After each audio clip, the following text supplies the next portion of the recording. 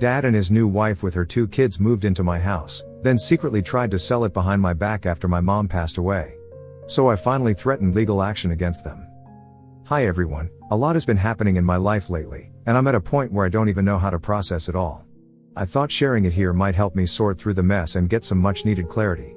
I'm really hoping that putting everything out there will help me feel better, even if just a little bit. I grew up in what I believed was a typical, loving family. My parents were married for over 30 years, and we were a close-knit unit. My mom was the glue that held everything together, and my dad was the strong, silent type who worked hard to provide for us. My mom's passing was unexpected and hit us all hard, but it devastated my dad the most. He was utterly lost without her, and I could see the loneliness eating away at him. About a year after mom passed, Dad met someone new. I was happy for him at first. I wanted him to find love again, and I thought this new lady, Jenny, might be what he needed to start healing. Jenny was around Dad's age, divorced, and had 2 kids from her previous marriage. Her kids were in their late teens and seemed like decent enough people. When Dad announced that he was going to marry Jenny, I wasn't entirely surprised. They had been dating for a few months, and I figured it was only a matter of time before they made things official. It definitely felt very hurried at that time, but I wasn't going to trouble Dad with my ifs and buts. All that mattered was that he was happy. After the wedding, Dad and Jenny moved into her small apartment with her kids. It wasn't ideal, but it was what they could afford at the time. I continued living in the house that had belonged to my mother, the home I had grown up in. It was a place filled with memories, both good and bad, and I found comfort in the familiar surroundings. I thought I would have time to adjust to the new dynamics in our family, but things changed quickly. Jenny's apartment became too cramped for all of them, and Dad started hinting that they needed a bigger place. He casually mentioned that my house had plenty of space and that it would make sense for them to move in with me. To be honest, at first, I was hesitant. This was my home, my sanctuary, the one place where I still felt connected to Mom. The idea of sharing it with Dad, Jenny, and her kids felt overwhelming. Reluctantly, I agreed. I loved my dad, and I wanted to support him, especially after everything he had been through.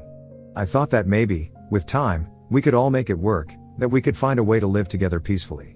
Moreover, Dad assured me that it would be temporary, just until they could find a place of their own. At first, everything seemed to be going fine. Jenny was polite, her kids were respectful, and Dad seemed genuinely happy. I even developed a good bond with her kids, Emma and Andy. But gradually, things started to change. Jenny began making little comments here and there about how she thought the house could be better organized or how certain things should be arranged. I shrugged it off at first, thinking she just wanted to make the place feel more like her home. But the suggestions became more frequent, and soon it wasn't just suggestions. Jenny started changing the furniture, redecorating rooms, and even throwing out things she deemed unnecessary. What really irked me was how she started talking to me about the house as if it were hers. She would say things like, "In my house, I prefer things to be this way," or, "I think our home could use a new coat of paint." It was subtle at first, but it became more blatant over time. I found myself constantly on edge, feeling like I was losing control of the one thing I had left from my mother. The house was supposed to be my safe haven, the place where I could hold on to the memories of her, but it was slowly becoming something unrecognizable. Every time Jenny made a suggestion, it felt like another piece of my mother was being erased. I tried to push back, to assert my ownership of the house, but Dad always stepped in, trying to play peacemaker, urging me to be more understanding. The final straw came when I found out that Jenny had made plans to renovate the kitchen without consulting me. She had already contacted contractors and was discussing designs with them as if she were the owner of the house. I was livid. This was my home, the place I grew up in, the house my mother had loved and cared for, and Jenny was treating it like it was hers to do with as she pleased. It turns out that Dad had been telling Jenny a completely different story all along. He told her that the house was technically his, inherited through my mother, and that he was graciously letting me stay there because it was my childhood home. But now that they were married, the house was essentially theirs. He had led her to believe that once they moved in, she could take charge and make the house her own, as a way of starting fresh and moving on from the past. When I finally sat down to discuss my concerns with Jenny, I was shocked to hear her perspective. She explained that Dad had assured her the house was now hers to manage and redecorate as she saw fit, and that my presence there was merely temporary.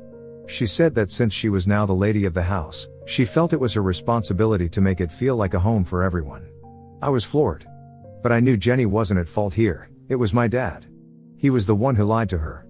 So, I calmly told Jenny that this was my mother's generational home, a place that had been in our family for decades, and that my mom had passed it down to me specifically. I told her I didn't care what Dad had told her or what kind of arrangement they had, but the house was mine, and I didn't plan on changing its layout or appearance anytime soon.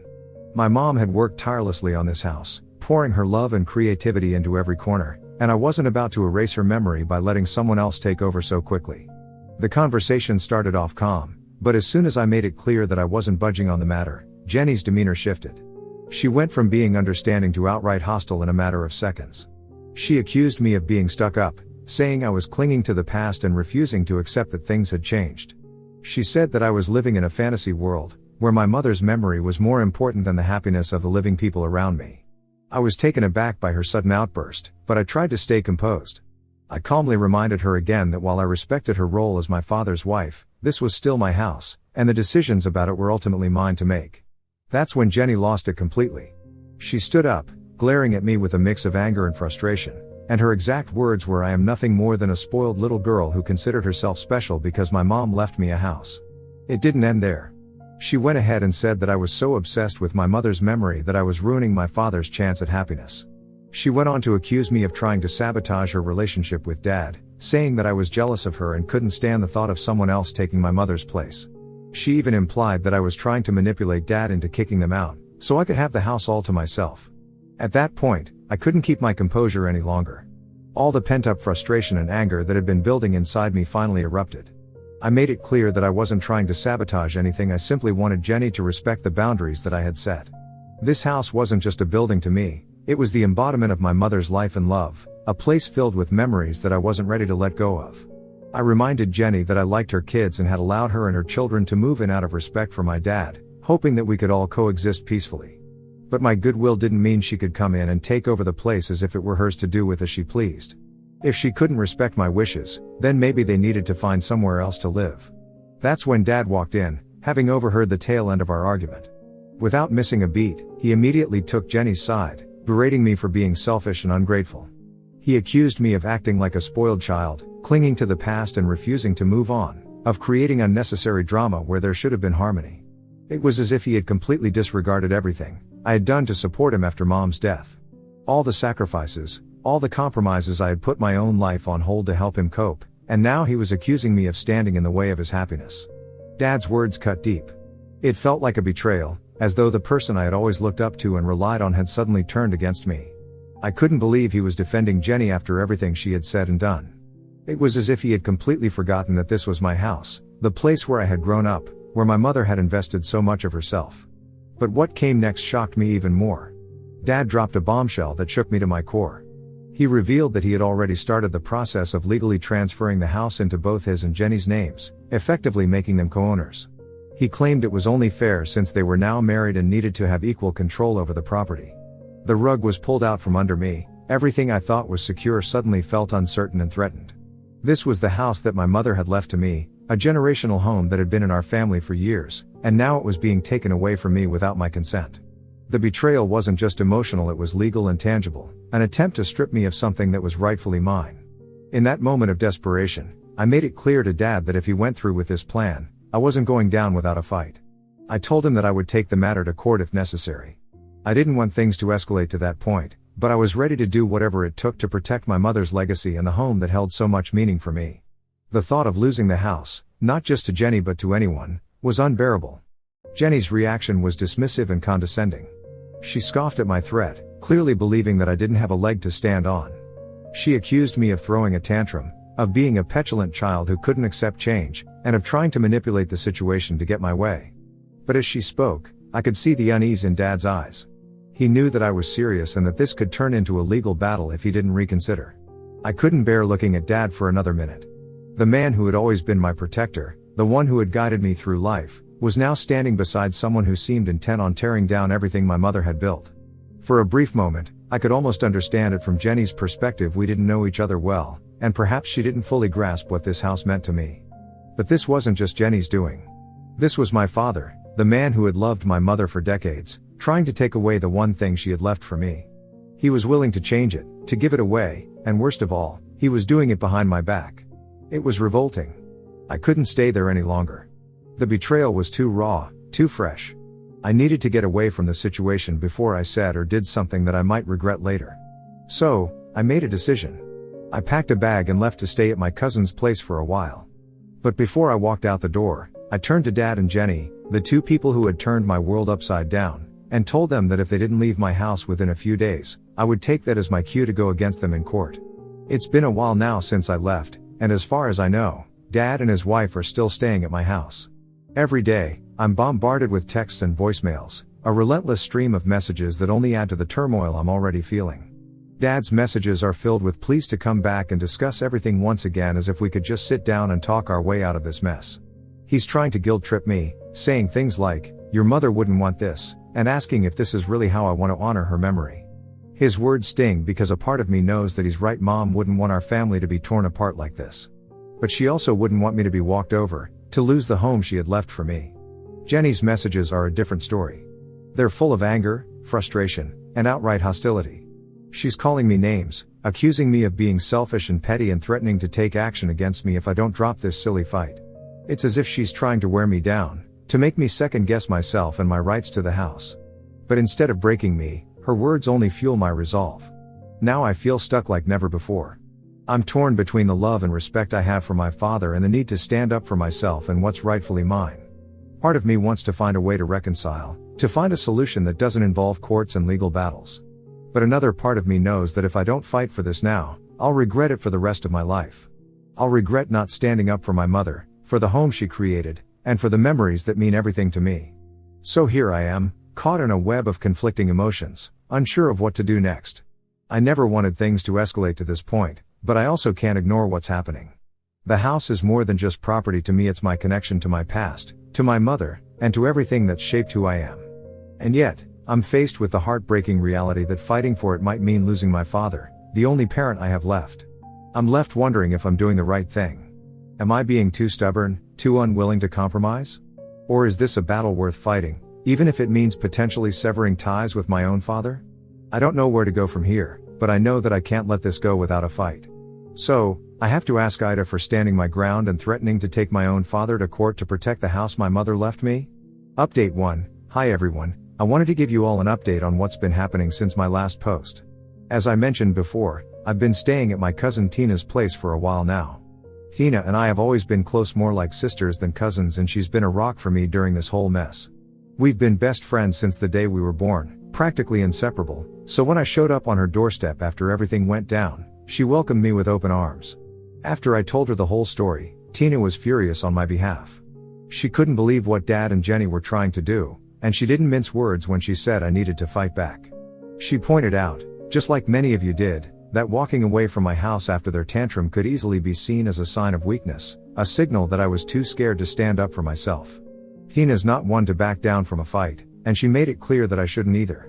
She also reminded me that if I let this slide, I'd be giving them the power to walk all over me, and that's something neither of us could stomach. Tina connected me with a lawyer she knows, someone she trusts and who's helped her with legal matters in the past. We've started discussing the case in detail, and I have to say, I'm feeling more confident now than I did before. The lawyer thinks we have a strong claim, especially since we have Mom's will, which explicitly states that the house is mine. Not only that, but there's also a letter Mom wrote to me in her last days. It's a deeply personal letter, one that I've cherished since she passed, and in it, she mentions that she wants me to have the house because it's been passed down from one woman to another in our family for the last 3 generations. That letter is more than just a piece of paper. It's a testament to my mother's wishes, and it holds significant emotional and legal weight. Of course, I don't want things to get ugly if they don't have to. I'm not looking forward to the prospect of a long, drawn-out legal battle with my own father. It's not just about the financial cost, though that's certainly a concern. It's also about the emotional toll it could take on both of us. I've been thinking a lot about what my next move should be, and I've decided that before I file anything in court, I'm going to give Dad one last chance to do the right thing. My plan is to go back to the house and lay it all out for him. I'm going to tell him that he has 2 options, either he and Jenny pack up and leave, or I'll have no choice but to move forward with the lawsuit. I'm not making this decision lightly, and I'm certainly not doing it out of spite. But I can't let them take away what's rightfully mine, especially not something as important as the home my mother left me. I know this might be my last chance to resolve things peacefully, and I'm holding on to a small hope that Dad will see reason and agree to leave. But if he doesn't, I'm ready to fight for what's mine. Jenny, of course, is another story. She's been blowing up my phone with messages, most of them nasty and full of insults. She's calling me all sorts of names, accusing me of being a spoiled brat, and saying that I'm trying to ruin their lives. But honestly, I've reached the point where I don't care what she thinks of me. Her opinion means nothing to me. She's just my dad's new wife, and she doesn't get to rewrite the history of my family or take away my mother's legacy. I'm planning to visit the house very soon, and I have to admit, I'm nervous about what might happen. I'm walking into a situation that could go in any number of directions, and none of them are particularly appealing. But I'm determined to stand my ground, no matter what. This isn't just about a house, it's about my family, my mother's memory, and my own sense of self-respect. Whatever happens, I promise to keep you all updated. Thank you so much for your support and advice. It's been a lifeline during this incredibly difficult time. I'll let you know how things go as soon as I have more to share. Update 2. Things have taken a turn for the worse, and I'm still reeling from what I discovered. I finally worked up the courage to visit my house, hoping maybe naively that Dad and I could have a rational discussion. I wanted to believe that there was still a chance to resolve everything without legal action, that maybe, just maybe, he'd come to his senses. But any hope I had for making things easy was dashed the moment I arrived. When I pulled up to the house, I noticed something strange. There was a car in the driveway that I didn't recognize, and for a second, I thought maybe it belonged to one of Jenny's friends. But as I got closer, I saw Dad standing at the front door with another man, someone I didn't know. The look on Dad's face when he saw me was one I'll never forget. He was clearly shocked, as if he'd seen a ghost. He started stuttering, his face going pale, and I knew immediately that something was very wrong. I demanded to know who the stranger was, and to my absolute horror, he introduced himself as a real estate agent. My blood ran cold. A real estate agent? What was a real estate agent doing at my house? The truth hit me like a ton of bricks. Dad had been showing the house to potential buyers. He was trying to sell the house right out from under me, behind my back. Did he really think I wasn't coming back? Or worse, did he think I didn't care enough to fight for it? The anger that surged through me in that moment was like nothing I'd ever felt before. This was the home my mother had entrusted to me, the place where all my memories of her lived, and he was treating it like some disposable asset. I turned to the agent, and in the calmest voice I could muster, I informed him that the house was not for sale. I explained that I was the rightful owner, and that any sale would require my approval, which, of course, was never going to happen. The agent, clearly taken aback, muttered something about having been told the house was on the market.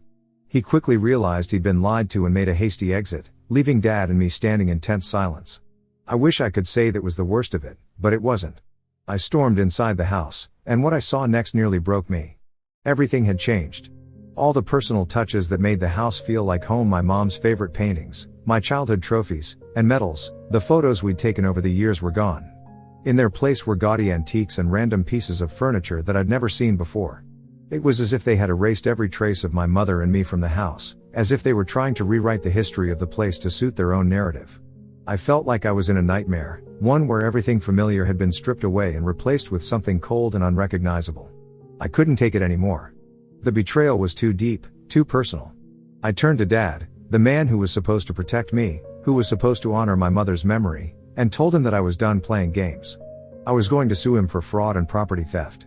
I told him I had a lawyer, and if they weren't out of the house by the next day, my lawyer would be the one handling this from now on. There was no more room for negotiation, no more chances. I was through being the reasonable one. I cleaned my room and threw out all the things that had been stuffed there in my absence. I keep thinking, how had things gotten to this point?